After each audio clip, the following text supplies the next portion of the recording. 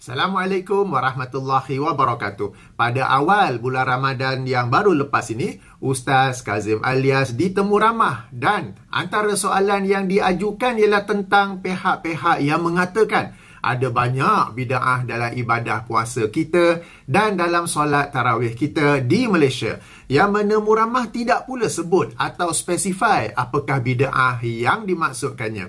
Maka Ustaz Kazim menjawab dan dalam jawapannya terdapat banyak kelemahan yang perlu saya ulas dan react. Saya bahagikan jawapan Ustaz Kazim kepada dua bahagian. Bahagian pertama tentang bid'ah atau tidak majlis tahlil pada malam pertama, kedua dan ketiga, dan analogi yang dibuat oleh Ustaz dengan sambutan raya hari pertama, kedua dan ketiga. Ringkasnya, kalau sambutan raya boleh ada hari pertama, kedua, ketiga, kenapa pula majlis tahlil tak boleh ada malam pertama, kedua, ketiga? Okey. Bahagian kedua ialah tentang membaca selawat di dalam ataupun di antara solat-solat tarawih, dan ini saya akan ulas dalam video bahagian kedua insya-Allah. Baik, ayuh kita dengar jawapan serta penjelasan Ustaz Kazim Alias. Link bagi video penuh dalam kotak description. Isu khilafiyah, kalau kita nak besarkan sampai kiamat tak selesai. Jadi kita dah ada mazhab kita Syafi'i. Mazhab Syafi'i ikut sajalah. Di Malaysia ni mazhab Syafi'i. Yang kau bawa mazhab lain, yang kau bawa pahaman kau tempat lain, buat apa? Saya tadi saya cakap dekat TV tadi. Ada orang kata bid'ah kita buat tahlil hari pertama, hari kedua, hari ketiga bid'ah. Buat tahlil tu. Sebab menetapkan hari 2, 3, 1, 2, 3. Saya pun diamlah. Tapi kenapa tak letakkan bid'ah? Ada raya pertama, raya kedua, raya ketiga, raya keempat. Raya sehari je. Mana ada Nabi sebut raya 2? Mana ada raya sebut Nabi 3, raya 4? Tak ada. Ada fitri, tak ada. Satu je. Selepas tu kita boleh puasa. Dengan sebab hari ni orang dah sebut raya pertama, raya kedua, 3, 4, 5, 6, 7, banyaknya raya. Akhirnya daripada belum puasa dia dah buat persiapan untuk raya. Dia tinggalkan ibadat dalam bulan Ramadan. 10 hari terakhir dia penuhkan Masjid India. Dia penuhkan jalan Masjid India sebab nak shopping. Nak raya 10 hari tu. Dia nak beli borong kuih, berbalang-balang kuih dalam rumah dia. Tengok orang kita buat kuih. Berbalang kuih. Banyaknya kuih makcik. Ada 10 hari raya. Sebulan puasa. Sebulan dah rayanya. Baju raya apa dah? Baju raya. Siapa yang ajar tu? Yang tahlil tadi tak ada mengurangkan ibadat. Dia datang rumah orang mati, dia baca doa la ilaha illallah. Dia baca doa. Ibadat tu. Malam yang kedua pun la ilaha illallah. Qul huwallah. Qul al-Fatihah. Doa. Di mana yang kata haramnya? Dia tak mengurangkan ibadat. Tetapi dengan sebab awak memperkenalkan raya kedua, raya ketiga, raya keempat, berapa banyak ibadat dah dikurangkan. Malah tak sempat pula nak puasa 6. Tak sempat pula nak qada. Sebab banyaknya open house. Banyaknya kenduri raya semua. Saya tak kata hari raya kedua, ketiga, empat bid'ah. Saya tak kata. Saya takkan kata bid'ah sebab tak ada hadis yang melarang dia. Yang saya katanya ialah, bukankah itu satu bentuk yang kita kena hormat? Kalau orang buat tahlil, ianya hukumnya harus. Raya kedua apa hukum Ustaz? Harus orang sambut. Raya ketiga apa hukumnya Ustaz? Harus. Apa hukum tahlil hari ketiga Ustaz? Harus. Selagi mana tak dianggap sebagai wajib. Selagi mana raya kedua tak dianggap sebagai wajib, hukumnya harus. Tetapi bila awak mengatakan raya kedua tak boleh puasa, siapa puasa raya kedua Aidil Fitri berdosa, yang itu baru haram. Raya yang pertama saja yang tak boleh puasa. Raya kedua kau boleh makan, kau boleh puasa. Cubalah kita hidup macam itu, kan senang.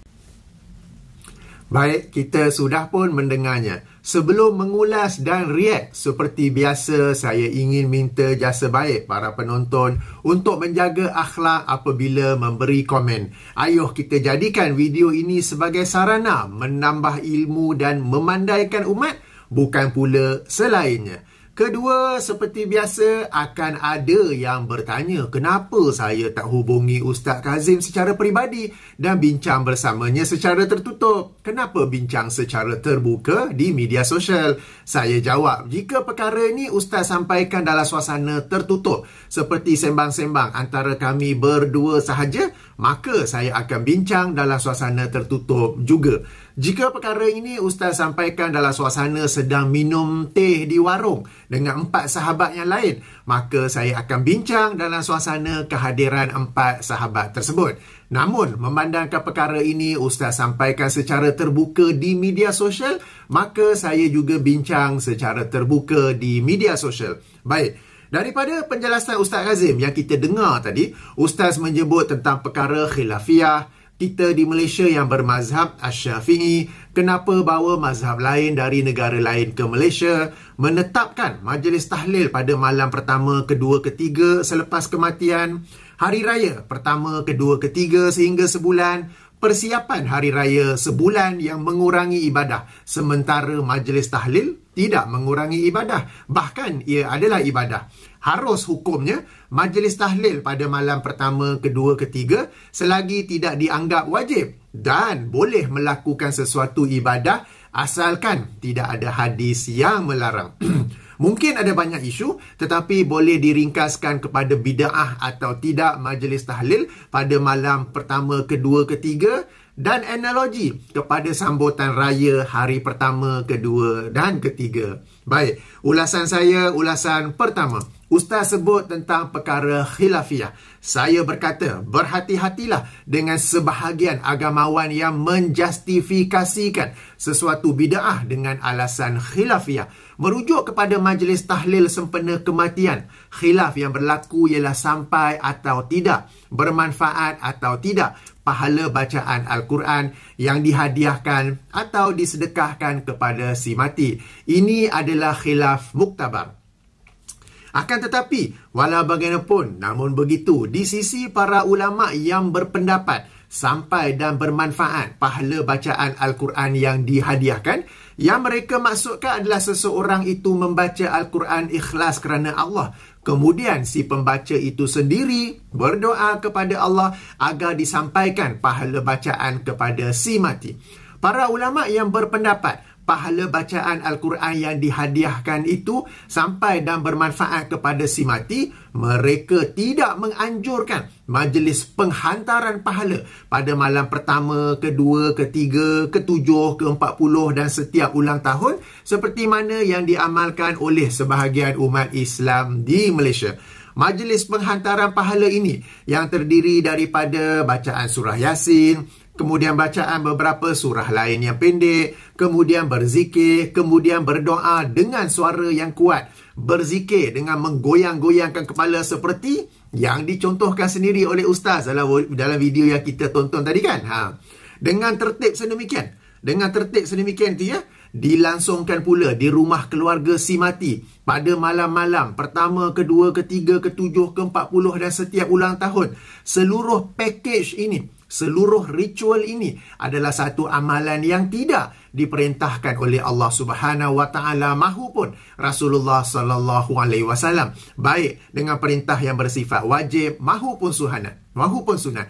Padahal kematian adalah sesuatu yang lazim berlaku pada zaman pensyariatan Islam, pada zaman Rasulullah sallallahu alaihi wasallam masih hidup, pada zaman penurunan Al-Quran, sehingga seandainya ia bermanfaat, walaupun sedikit manfaat itu, nescaya ia akan disyariatkan. Maka ia adalah satu amalan yang tertolak berdasarkan hadis yang dikeluarkan oleh Imam Al-Bukhari dan Muslim. Juga merupakan hadis kelima daripada hadis 40 Imam An-Nawawi, di mana Rasulullah sallallahu alaihi wasallam bersabda, "Man amila amalan laisa alaihi amruna fahuwa raddun." Yang bermaksud, sesiapa yang beramal dengan amalan yang tidak ada atasnya perintah kami, maka ia tertolak. Jika ia adalah amalan yang tertolak, pahala apakah yang ingin dihadiahkan kepada si mati? Oleh itu, para penonton yang dirahmati Allah, berhati-hatilah dengan sebahagian agamawan yang menjustifikasikan amalan bid'ah dengan alasan ia isu khilafiyah. Ulasan kedua, Ustaz menyebut tentang kita di Malaysia yang bermazhab Asy-Syafi'i. Maka, jangan dibawa mazhab dari negara lain ke Malaysia. Saya berkata, berwaspadalah dengan sebahagian agamawan yang menjustifikasikan amalan bid'ah dengan alasan kita bermazhab Asy-Syafi'i. Merujuk kepada amalan menghadiahkan pahala kepada si mati, ia sampai lagi bermanfaat. Ia adalah pandangan mazhab Hambali, mazhab yang dipegang oleh negara Arab Saudi. Adapun mazhab Asy-Syafi'i, terdapat khilaf dalam isu ini, namun kebanyakan tokoh mazhab Asy-Syafi'i yang mutaakhirin, yang kebelakangan, berpendapat pahala itu sampai dan bermanfaat. Namun, apa yang penting di sisi mazhab Asy-Syafi'i, mengadakan majlis penghantaran pahala, umpama majlis tahlil, adalah bid'ah yang diingkari. Saya pernah menerangkan perkara ini dalam video yang lain. Saya mainkan potongannya di sini. Minta izin daripada pemilik channel, iaitu Hafiz Firdaus bin Abdullah. Okey, link bagi video ini dalam kotak description. Ayuh kita dengar. Yang judulnya Al-Fiqh Al-Manhaji. Okey, dan ini edisi terjemahan. Nampak tak siapa yang menterjemahkannya? Okey, yang menterjemahkannya ialah Jabatan Mufti Kerajaan Negeri Sembilan. Saya tak pasti boleh fokus ataupun tidak. Okey, boleh nampak ke di situ? Okey, jadi cetakan pertama 2002 bersama saya di sini tahun 2006 ini edisi terjemahan ya. Okey, kalau tak nampak tapi lambang ni kenal kan? Okey. Kitab ini ditulis oleh Syekh Dr. Mustafa Al-Khin, Syekh Dr. Mustafa Al-Bughah dan Ali Asyarbaji, dan ketiga-tiga ini adalah tokoh dalam mazhab Syafi'i masa kini. Tak silap saya, salah seorang atau dua sudah pun baru saja ini meninggal dunia ya. Jadi dalam kitab ini pun yang diterjemah ataupun diterbitkan oleh Jabatan Mufti Kerajaan Negeri Sembilan, dibicarakan juga tentang perkara-perkara bid'ah. Jadi yang membid'ah-bid'ahkan ni bukanlah sekadar mereka yang dituduh Wahabi, tetapi juga para imam dalam kita kata mazhab, mazhab fiqh. Kita fokus pada mazhab Syafi'i, kita fokus kepada kitab ini sebab kitab ini selain Jabatan Mufti Kerajaan Negeri Sembilan, JAKIM juga ada menterjemahkannya ya. Dan dalam edisi Arab pun mudah diperolehi. Baik. Saya nak baca daripada satu bab ya, tentang dalam bab jenazah. Okey, ada bab bila yang di mana pengarang membicarakan tentang bid'ah. Okey, boleh nampak ya, tentang bid'ah. Jadi disebut tentang 8 bid'ah di situ. Saya nak fokus kepada bid'ah ke-7 dan ke-8. Nak baca semua panjang pula. Okey, bid'ah ke-7 saya baca ya. Keluarga si mati sibuk menyediakan makanan dan menjamu orang ramai sebagaimana kebiasaan masa kini. Hal ini adalah bid'ah yang sangat bertentangan dengan sunnah yang menganjurkan sebaliknya, iaitu sebahagian mereka yang menziarahi jenazah menyediakan makanan dan menghantarkannya kepada keluarga si mati, atau seseorang mengundang dan menjamu mereka, yakni keluarga si mati, di rumahnya. Begitu juga sunat menyediakan makanan yang banyak yang mencukupi keperluan mereka sehari semalam ya. Jadi ini perenggan yang pertama. Okey, harap-harap boleh fokus. Okey, baik, saya baca selanjutnya. Termasuk dalam perkara bid'ah ialah perbuatan keluarga si mati mengadakan kenduri yang mereka namakan sempena berlalu 40 hari. Ini kenduri arwah pada malam ke-40 lah. Atau seumpama, kita di Malaysia ni ada kan, ada yang ke-7, ke-40, ulang tahun setahun ke apa semua tu. Sekiranya, yang itu dah bid'ah, tapi sekiranya perbelanjaan kenduri tersebut diambil daripada harta hak para waris dan antara mereka terdapat pula yang belum baligh, perbuatan tersebut sangat dilarang disebabkan makan harta anak yatim dan menghilangkan haknya bukan untuk kepentingan dirinya. Perbuatan haram ini dikongsi oleh kesemua yang menjemput dan yang makan kenduri tersebut. Okey, ini perenggan di sebelah sini. Okey, kalau ada yang nak tengok. Okey, seterusnya saya baca perenggan bawah pula. Okey, bid'ah yang ke-8 pula yang berkaitan dengan jenazah, membaca Al-Quran di majlis-majlis takziah yang dibuat secara rasmi sebagaimana yang berlaku hari ini. Perbuatan tersebut juga adalah bid'ah. Bukan saya kata tahu. Yang sunat hanya mengucapkan takziah. Okey, kita ucapkan innalillahi wa inna ilaihi rajiun. Arwah seorang yang baik, saya kenal dia baik, moga-moga Allah merahmatinya, moga-moga Allah mengampuninya. Kan kita mendoakannya dan kita sebutkan kebaikan-kebaikannya ya. Ucapan takziah.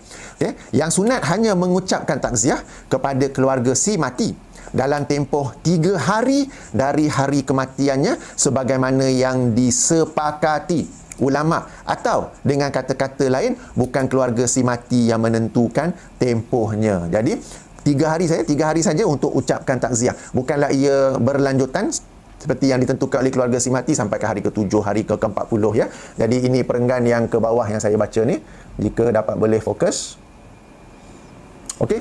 Kesimpulannya, majlis penghantaran pahala adalah bid'ah di sisi mazhab Asy-Syafi'i. Di sini mungkin ada yang berkata majlis tahlil di Malaysia berbeza dengan majlis tahlil yang disebut dalam buku yang saya bacakan dalam potongan video tadi. Saya katakan nama majlis mungkin berbeza, tetapi kandungannya, sebabnya dan tujuannya adalah sama. Kandungannya ialah membaca Al-Quran dan menyediakan jamuan makan. Sebabnya sama, iaitu kematian yang baru berlaku. Tujuan pun sama, iaitu sebagai takziah dan penghantaran pahala sekaligus. Kandungan di Malaysia mungkin berbeza, ada tambah zikir apa semua tu, tapi demikianlah hakikat bid'ah. Selagi mana seseorang itu berpandangan ibadah itu adalah hak mutlak manusia untuk mencipta, menambah mereka, maka ia akan ditambah tanpa ada batasnya.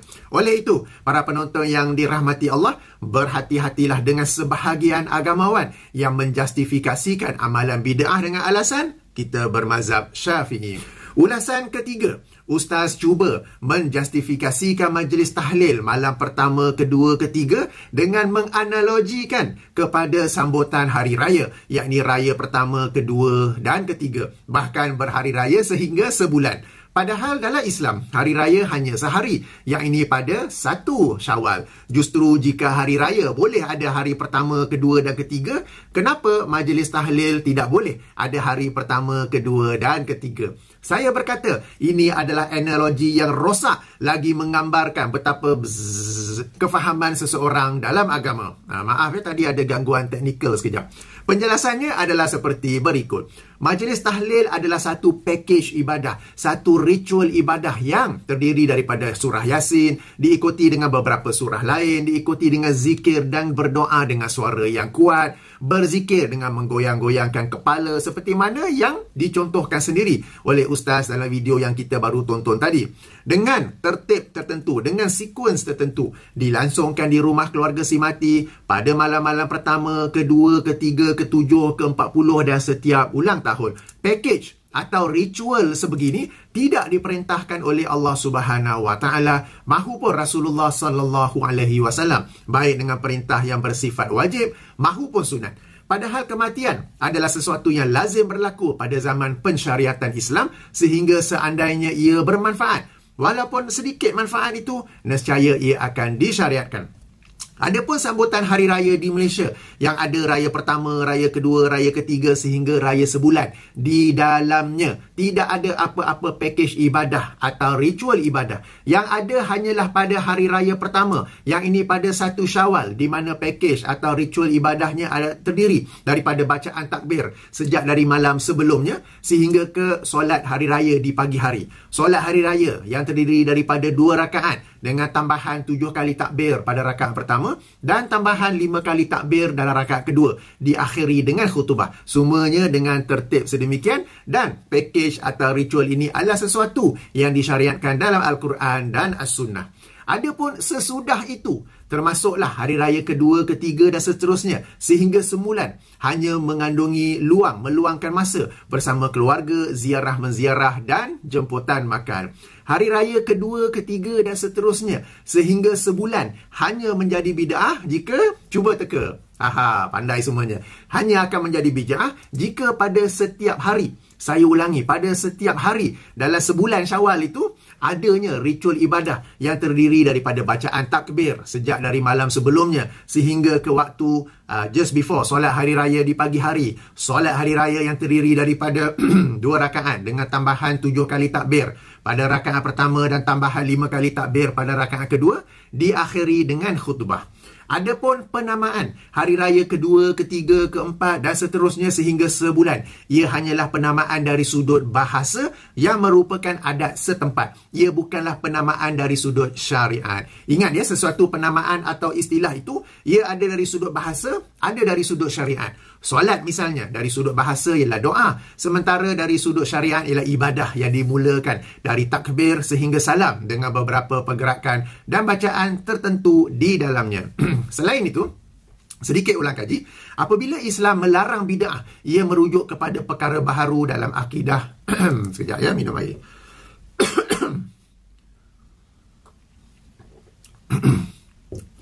Okey, apabila Islam melarang bid'ah, ia hanyalah merujuk kepada perkara baharu dalam akidah kita kepada Allah dan ibadah kita kepada akidah kita kepada Allah dan ibadah kita kepada Allah. Adapun urusan sesama manusia, urusan dunia yang membantu agama, ia tidak termasuk dalam bid'ah yang dilarang oleh Islam.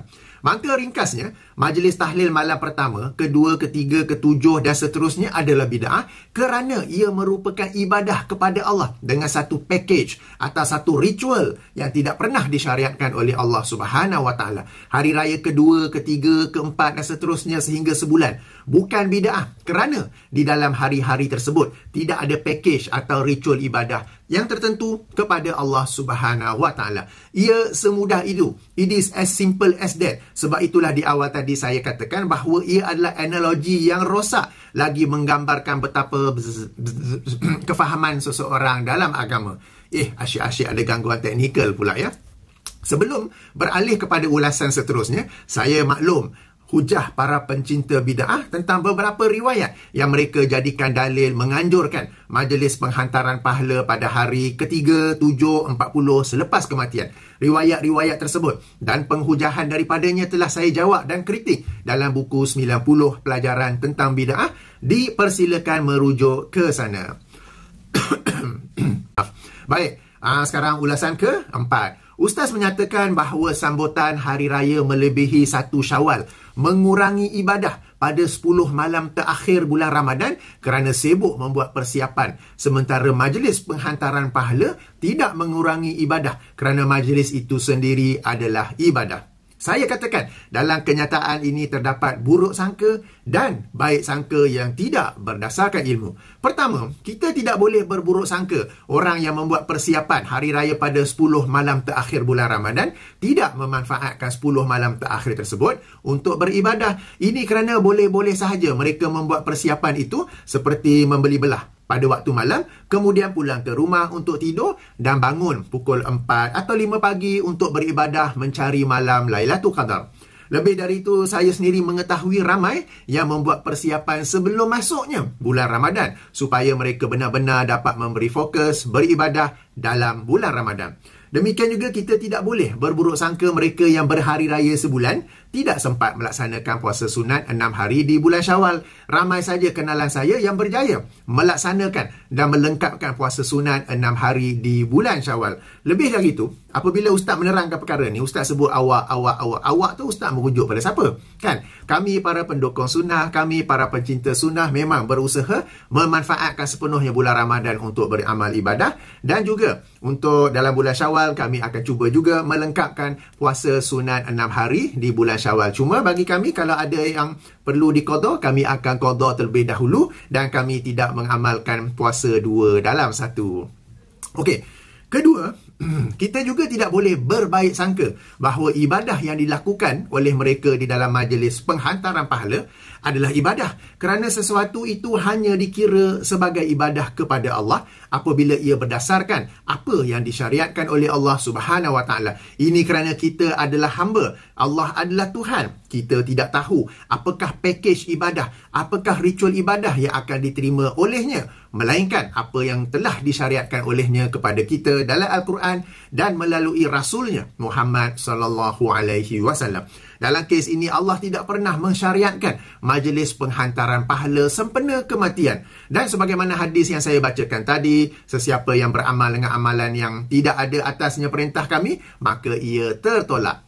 Oleh itu, ya, mereka yang menghadiri majlis penghantaran pahala sedang beribadah, tetapi mereka beribadah kepada diri sendiri dan bukannya kepada Allah Subhanahu Wa Taala. Saya kata beribadah kepada diri sendiri kerana mereka sendiri yang mencipta amalan itu, mereka sendiri yang mengamalkannya dan mereka sendiri yang memujinya sebagai bid'ah hasanah.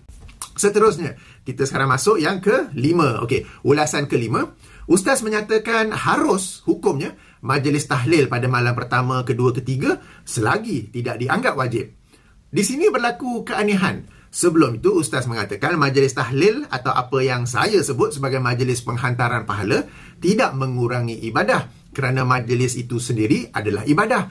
Jika majlis itu adalah ibadah, bukankah paling kurang hukumnya sunat? Ada ke ibadah kepada Allah yang hukumnya harus atau mubah sahaja?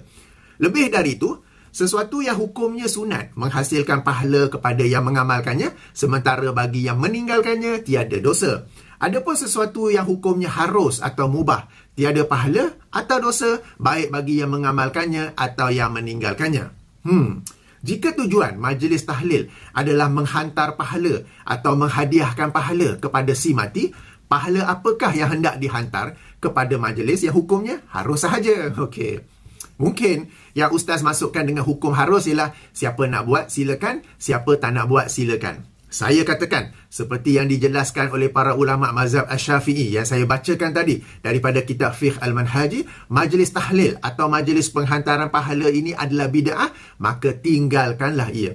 Jika anda ingin berbakti kepada ibu dan atau bapa yang telah meninggal dunia, syariat Islam telah menyenaraikan sejumlah amalan yang benar-benar bermanfaat kepada mereka di alam barzah sekarang ini. Saya ada siri video khas dalam topik ini yang merupakan penjelasan saya ke atas buku saya sendiri, Wahai Ibu, Wahai Ayah. Dalam buku ini saya jelaskan cara-cara berbuat baik kepada ibu dan bapa, baik ketika mereka masih hidup atau sudah pun meninggal dunia. Antara ciri bid'ah ialah menenggelamkan apa yang sunnah. Bid'ah majlis tahlil menyebabkan apa yang sebenarnya dianjurkan oleh Al-Quran dan As-Sunnah yang bermanfaat kepada ibu atau bapa yang sudah meninggal dunia tidak lagi diketahui oleh umat Islam. Oleh itu, jemput mengkaji siri video yang saya masukkan itu jika anda benar-benar menyayangi ibu dan atau bapa yang telah meninggal dunia. Link saya berikan dalam kotak description. Terakhir, ulasan ke-6, Ustaz menyatakan boleh melakukan sesuatu ibadah yang baharu asalkan tidak ada hadis yang melarang. Saya katakan ini adalah hujah lazim para pencinta bid'ah. Bagi mereka, hak mencipta ibadah adalah di tangan manusia, terletak di tangan manusia, sehingga manusia bebas mencipta sesuatu ibadah baharu kerana tidak ada hadis yang melarang. Baiklah, berdasarkan hujah yang sama, saya berikan beberapa contoh ya. Kita baru saja kan melalui 1 Syawal.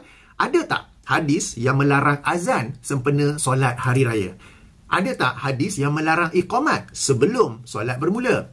Ada tak hadis melarang ditukar tertib khutbah dahulu kemudian barulah solat supaya orang yang sampai lewat masih boleh solat hari raya bersama imam? Ada tak hadis yang melarang agar pada rakaat pertama ditambah takbir tu menjadi 9 kali dan rakaat kedua ditambah takbir itu menjadi 7 kali? Ada tak hadis yang melarang bacaan takbir tu yang kita mulakan daripada malam sebelum sehingga ke pagi raya, tapi kita teruskan sehingga 4 hari bulan Syawal? Ada tak hadis yang melarang menyembelih lembu dan kambing sempena 1 Syawal? Semua contoh-contoh yang saya sebutkan ini bukanlah sesuatu yang baharu 100%. Ia sedia ada dalam syariat Islam. Cuma saya adjust agar ia juga diamalkan pada 1 Syawal. Ringkasnya, ia bukanlah bid'ah hakikiyah tetapi bid'ah idafiyah.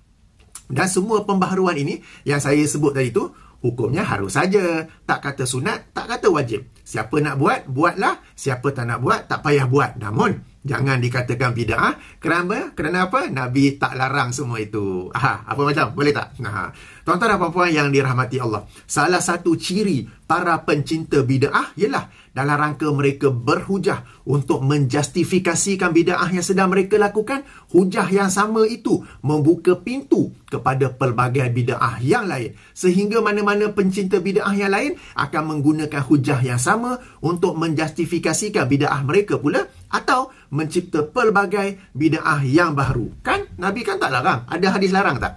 Oleh kerana itulah kita dapati para agamawan dari kalangan para pencinta bid'ah tidak akan menegur atau mengkritik bid'ah yang dilakukan oleh orang lain. Ini kerana para agamawan itu mengetahui setiap mereka, baik diri agamawan itu atau orang lain yang membuat bid'ah, setiap mereka memiliki hujah yang sama untuk menjustifikasikan bid'ah masing-masing.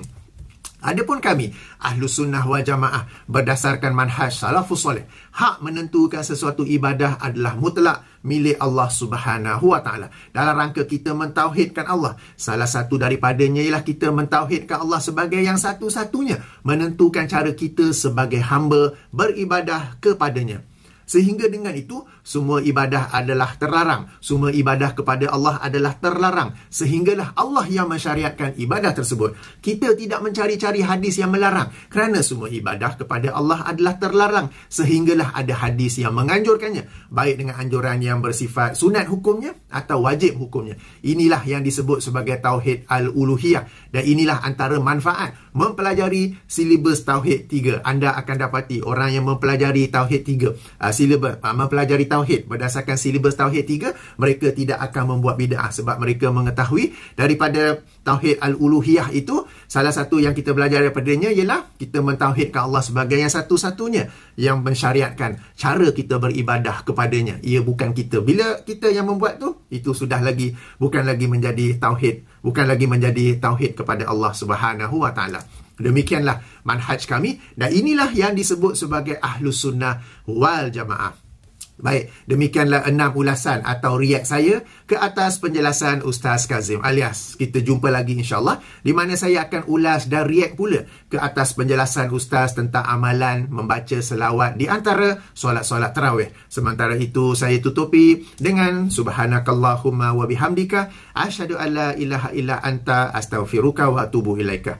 Assalamualaikum warahmatullahi wabarakatuh. Saya tinggalkan dengan pemandangan penerbangan yang menghampiri KLIA dan juga pendaratan di KLIA pada waktu lewat petang.